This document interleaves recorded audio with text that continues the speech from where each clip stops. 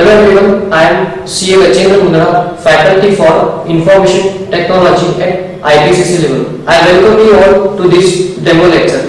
We are going to study some of the concepts involved in your chapter number 2 of IPCC IT. Let's get started. What I'll do is first I'll give you a brief overview of what are the concepts involved in this chapter. इस chapter में कितने parts involve हैं हम पहले देख लेते हैं.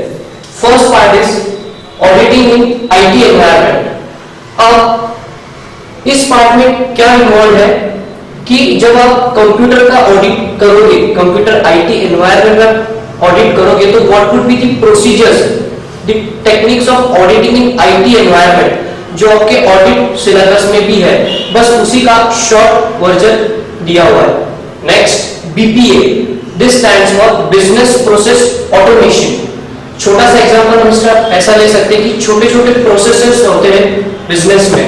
अब business process automation means machine का यूज करके जो प्रोसेसेस को ऑटोमेट करना, ह्यूमन इंटरवेंशन निकाल के वहां पे मशीन्स को लगा करके प्रोसेसेस को मोर प्रोडक्टिव बनाए कैसे, वो इस पार्ट में दिया हुआ है.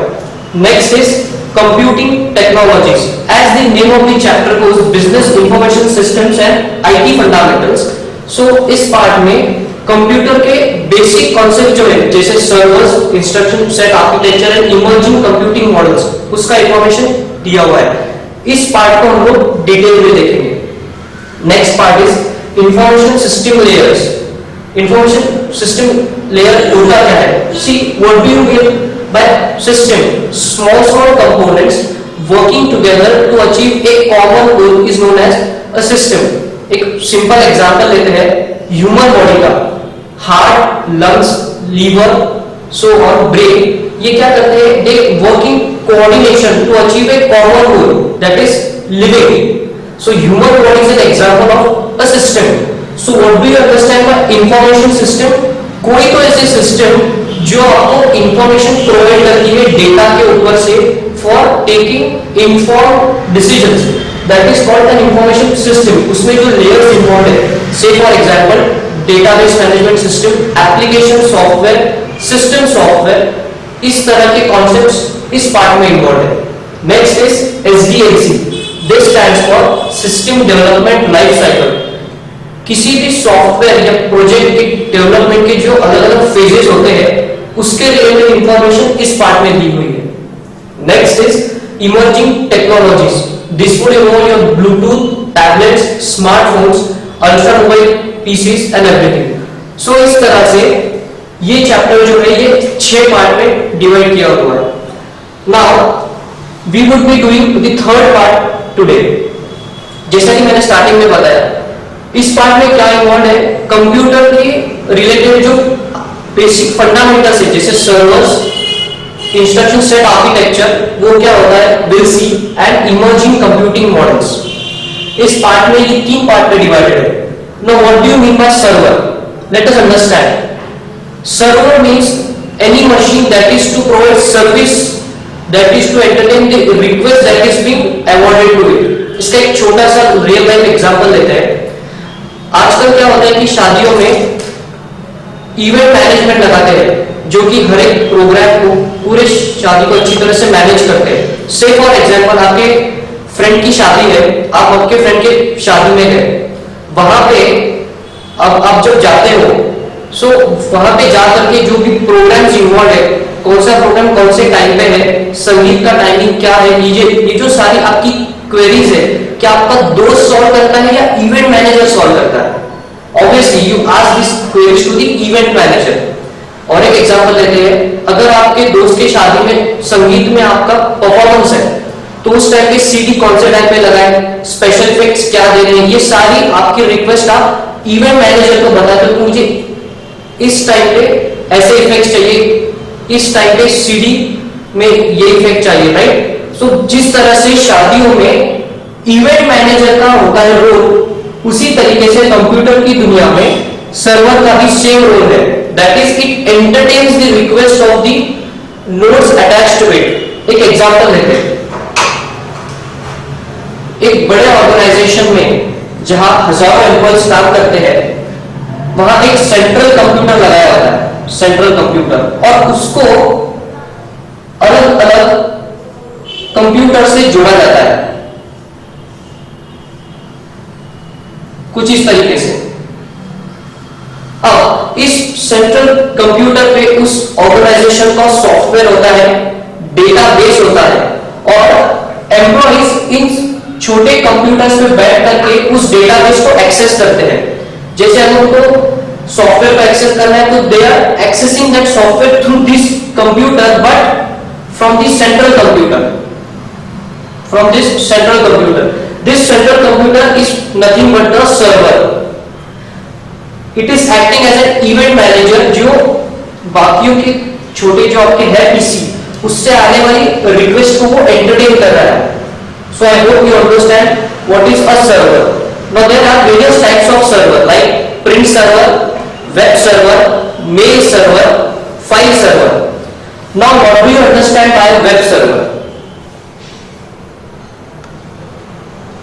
We basically understand कि सर्वर माने क्या? Event manager. It entertains a service. Say for example, you log on to Facebook.com. अब कोई भी साइट इस दुनिया में किसी सर्वर पे ही होस्ट की होती है। माने आप जो Facebook.com को लॉग इन करते हो तो Facebook के सर्वर को आप एक्सेस करते हो using the internet. Since you are accessing the server through the internet, that type of server is called as a web server. Let's take example of ICAI.org. When you access this site, you are accessing the web server of ICAI. So I hope you understand what is a server. Let's move to the next part, that is instruction set architecture. Now see friends, computer is a non-living thing. So to make it work as we wish, हमको उसको instructions देनी पड़ती है। So what do you understand by instruction set architecture? जो instructions आप computer को देते हो उसके रिलेटेड का नॉलेज इस पार्ट में दिया हुआ है। अब this instruction set architecture is divided into three parts: instruction set computing, micro architectures, and system design.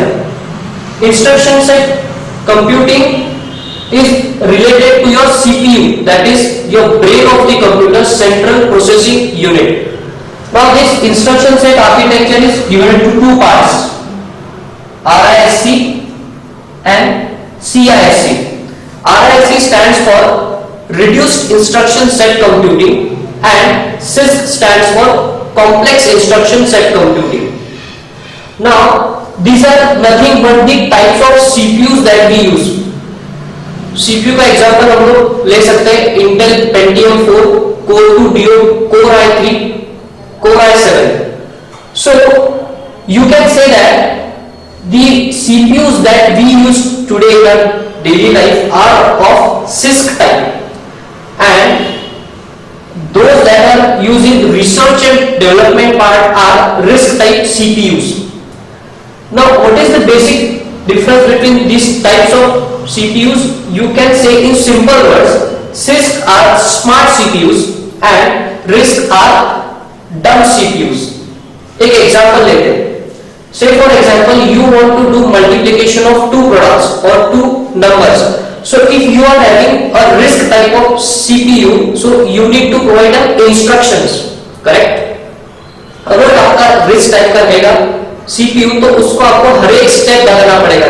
जैसे मेमोरी से पहले नंबर्स को लोड कीजिए, फिर उसे मल्टीप्लाई करो, then you say the product and then you load it back to the memory. All these 4 or 5 steps are to be given in the form of separate instructions to this type of CPUs. As against this CISC, in case of CISC you have to just give one instruction. Say for example MUL, it is a type of a code. अगर ये instruction आप इस CPU को देते हो तो वो 4 step को अपने आप कर लेगा, माने उसको हर स्टेप बताने की जरूरत नहीं। इसलिए हम उसको बोल सकते हैं कि CISC का स्मार्ट CPUs and RISC का dumb CPUs. So instruction set computing involves the type of CPUs that are involved in computers. Let's move ahead. Now we move to micro architecture. इस कॉन्सेप्ट में involve है related to your design of the chip. आपके CPU का जो chip का design है उसके related information यहाँ पे दी हुई है। से फॉर एग्जांपल यहाँ पे छोटे ट्रांजिस्टर्स होते हैं, यहाँ पे इंफॉर्मेशन फ्लो के लिए बस लाइन्स होती है जहां से डेटा फ्लो होता है। तो इसके रिलेटेड की स्टडी जो है वो इस पार्ट में दिया हुआ है। Now आप बोलोगे sir but we are not engineers to study all this. Obviously yes, आपको इस पार्ट में इतना ही दिया हुआ है कि what are the contents on the chip or on the chip of your CPU, nothing in detail. Let's move ahead. Third part, system design.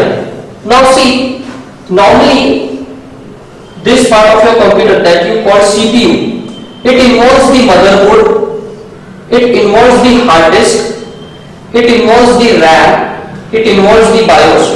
अब ये सारी चीजें कैसे दूसरे से कनेक्टेड है, डेटा यहां से फ्लो होता कैसे है, उसके अंदर के रिलेटेड डिजाइन कैसी है, उसके अंदर की डिजाइन, इसके रिलेटेड का knowledge is given in your system design. Then the third part of computing technologies is emerging computing models. There are two parts of this, that is cloud computing and mobile computing.